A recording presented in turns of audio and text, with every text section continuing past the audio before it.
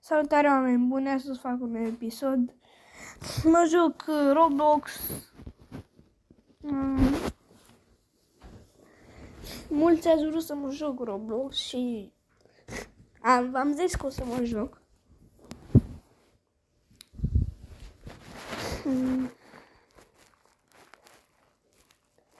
Nu știu așa ce să mă joc, că nu mi-a scris ce să mă joc pe Roblox.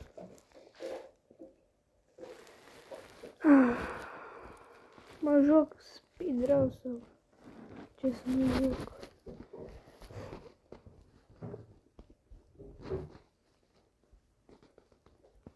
O să mă joc Help Wanted enough.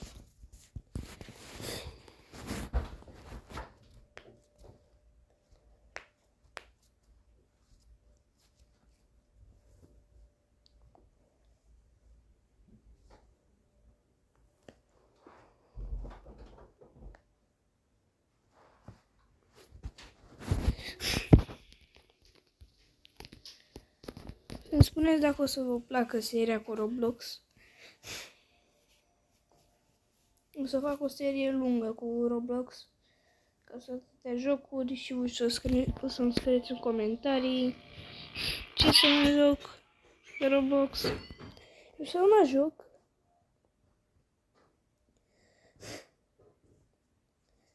De preferat mie îmi place FNAF.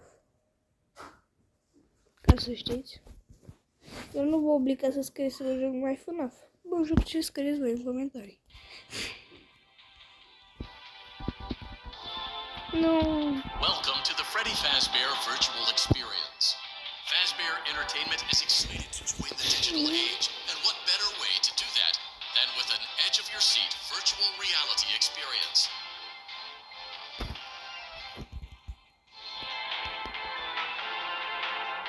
Oh, de ce?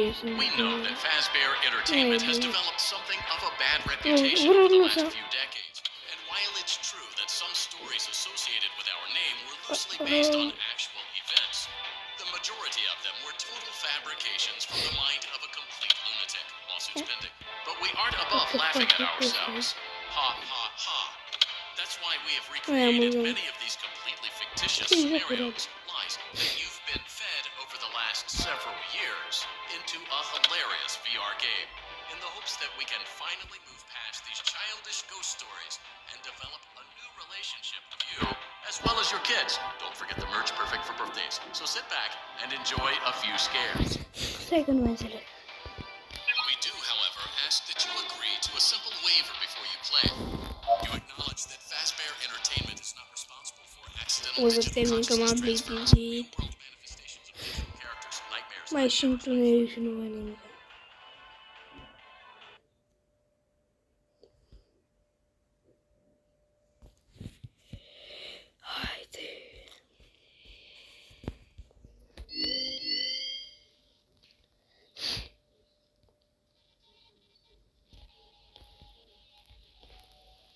Welcome to the Freddy Fazbear Virtual Experience. Use the console in front of you to navigate the menu.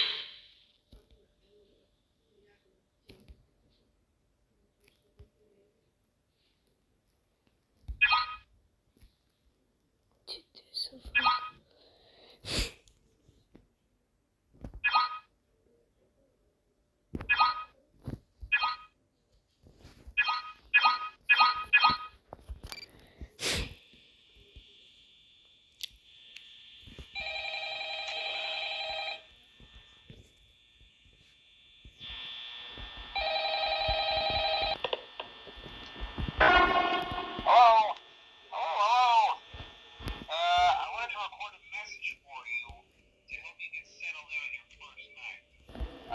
I actually worked in that office before you.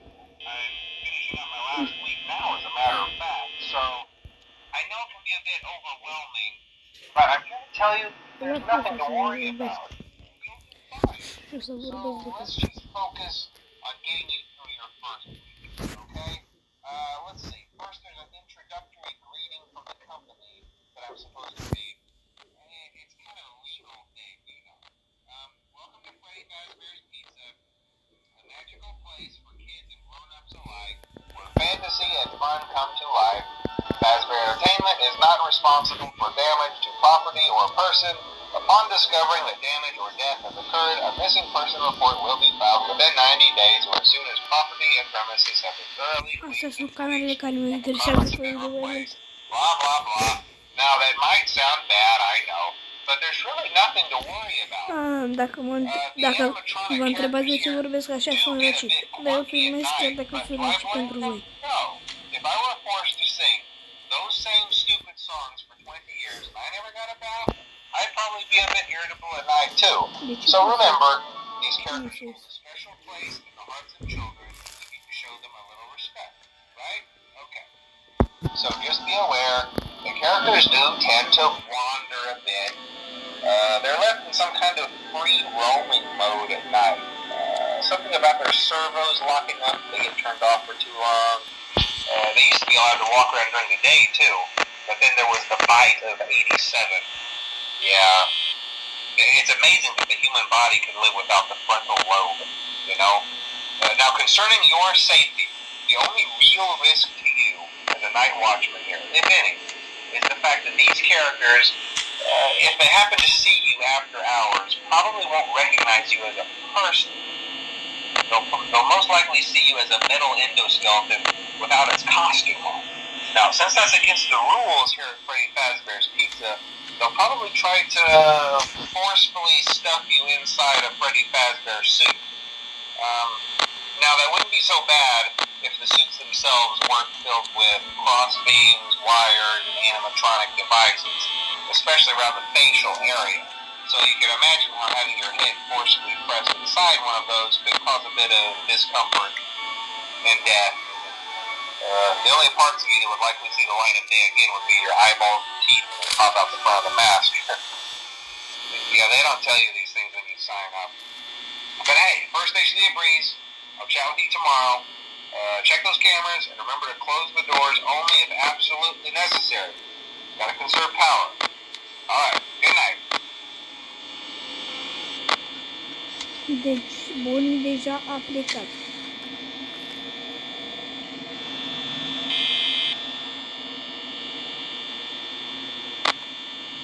Nu știu unde e. Că nu se vede bine. O fi pe aici. Că nu-mi dau seama. Unde e? O fi ăla? O fi ăla?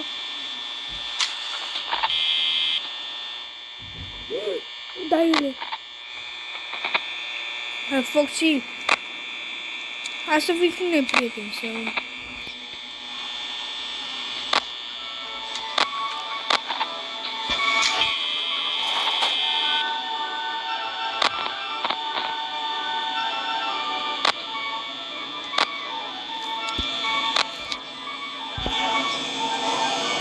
Ce aveți tu zboală pe mine?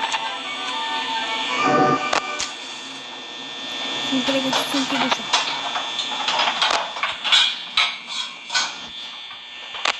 Nu.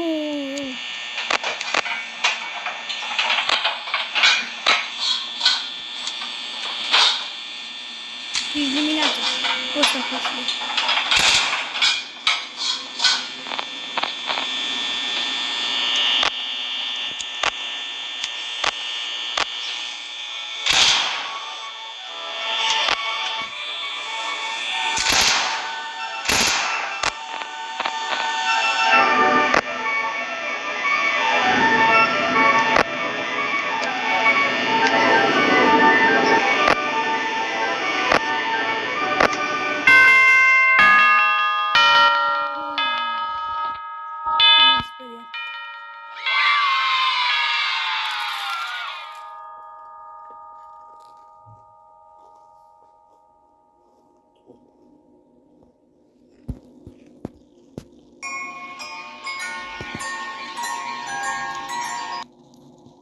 O să tac pentru că sunt foarte concentrat.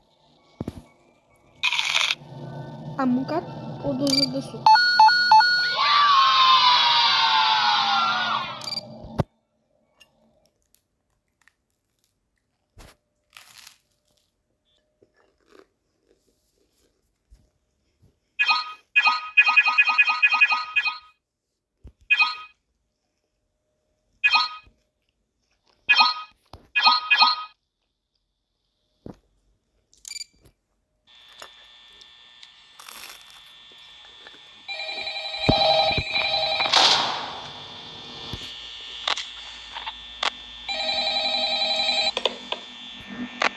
Nu zic eu să fie mult mai greu. Well, if you're hearing this and you made it to day 2, congrats. I won't talk quite as long this time since Freddy and Leland Ca să fie more active as the week progresses. It might be a good idea to peek at those cameras while I talk, just to make sure everyone's in their proper place, you know. Interestingly enough, Freddy himself doesn't come off stage very often. I've heard he becomes a lot more active in the dark, though, so hey, I guess that's one more reason not to run out of power, right? I also want to emphasize the importance of using your door lights. There are blind spots for camera views, and those blind spots happen to be right outside your doors. So if you can't find something or someone on your cameras, be sure to check the door lights. You might only have a few seconds to react. Not that you would be in any danger, of course. I'm not implying that. Also, check on the curtain in Pirate Cove from time to time. The character in there seems unique in that he becomes more active if the cameras remain off for long periods of time. I guess he doesn't like being watched. I don't know. Anyway, I'm sure you have everything under control. Talk to you soon.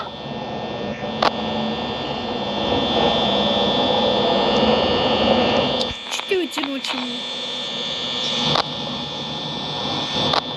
Uitați-vă cum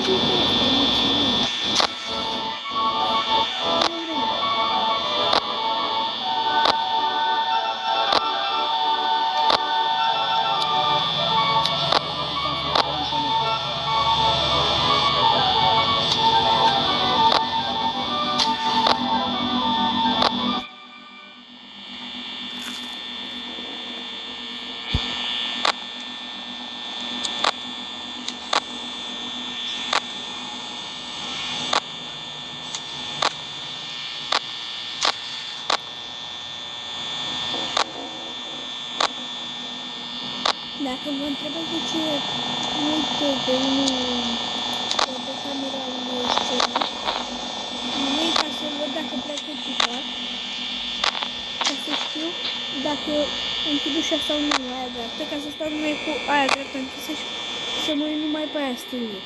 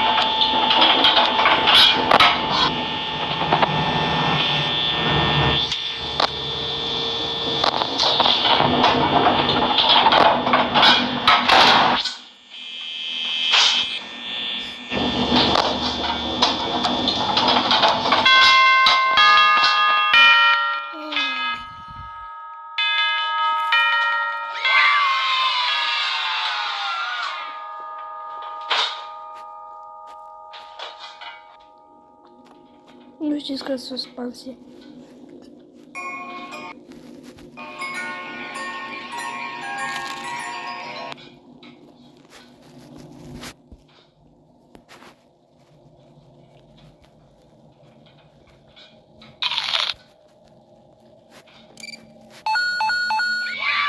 Dacă vă întrebați ce se aude, mănânc și eu că trebuie să mă duc, trebuie să mă duc la școală.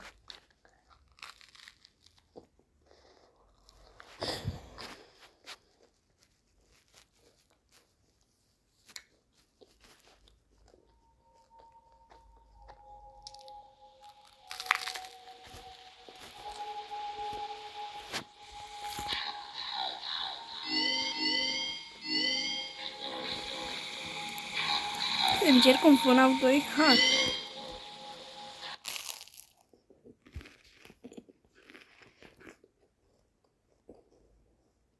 Îl băgăm pe ăsta și după încheiem episodul.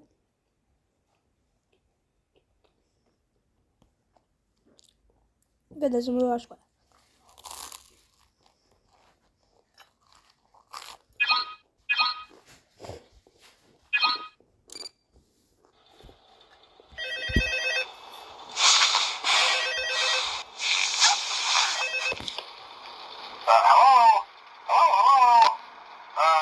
Hello and welcome to your new summer job at the new and improved Freddy Fazbear's Pizza. I'm here to talk you through some of the things you can expect to see during your first week here and to help you get started down this new and exciting career path. Now, I want you to forget anything you may have heard about the old location. Some people still have a somewhat negative impression of the company. That old restaurant was kind of left to rot for quite a while, but I want to reassure you, Fazbear Entertainment is committed to family fun and above all, safety. They've spent a small fortune on these new animatronics. Facial recognition, advanced mobility, they even let them walk around during the day. Isn't that neat? But most importantly, they're all tied into some kind of criminal database so they can detect a predator a mile away. Heck, we should be paying them to guard you. Now that being said, no new system is without its kinks.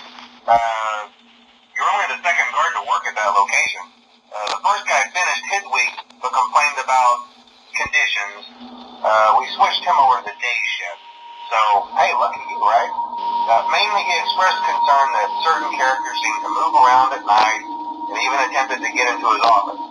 Now, from what we know, that should be impossible. That restaurant should be the safest place on Earth. So while our engineers don't really have an explanation for this, the working theory is that the robots were never given a proper night mode. So when it gets quiet, they think they're in the wrong room. So then they go try to find where the people are, and in this case, that's your office. So our temporary solution is this. There's a music box over by the prize counter, and it's rigged to be wound up remotely. So just every once in a while, switch over to the prize counter video feed and wind it up for a few seconds. It doesn't seem to affect all of the animatronics, but it does affect one of them. And as for the rest of them, we have an even easier solution. You see, there may be a minor glitch in the system, something about robots seeing you as an endoskeleton without a costume on and wanting to stuff you into a suit. So hey, we've given you an empty Freddy Fazbear head. Problem solved. You can put it on any time and leave it on for as long as you want. Eventually anything that wandered in will wander back out. Something else worth mentioning is kind of the quirky modern design of the building. You may have noticed there are no doors for you to close. But hey, you have lights, and even though your flashlight can run out of power, the building cannot. So don't worry about the place going dark. Well, I think that's it. You should be golden. Check the lights, put on the Freddy head if you need to. Keep the music box wound up, piece of cake. Have a good night, and I'll talk to you tomorrow.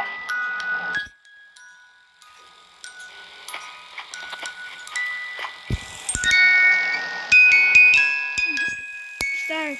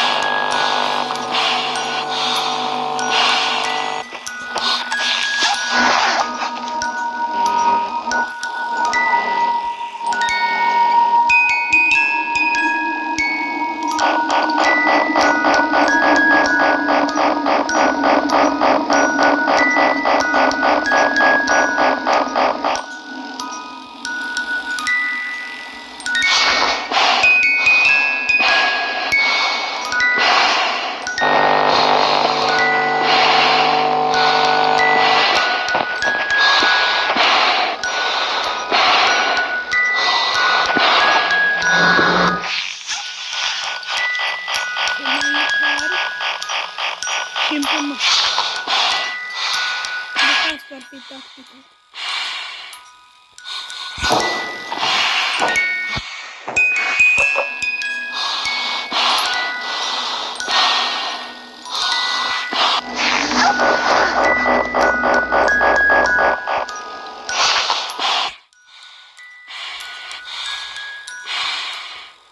că ții dimineața.